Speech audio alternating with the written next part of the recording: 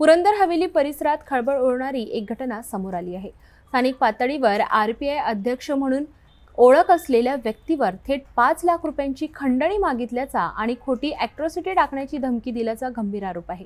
राजगड पोलिसांनी या प्रकरणात गुन्हा दाखल करून तपास सुरू केला आहे।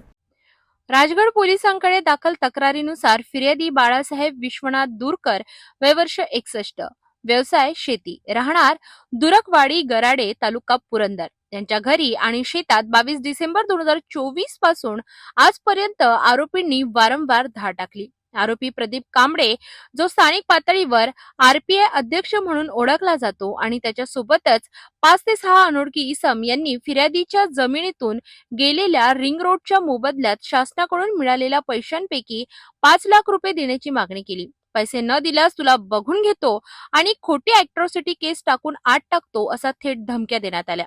या धक्कादायक प्रकारामुळे परिसरात खळबळ उडाली होती। या प्रकरणात भारतीय न्याय संहितेच्या 333, 308(2), 351(2)(3), 189(2), 191(2) या कलमांखाली गुन्हा दाखल करण्यात आला आहे।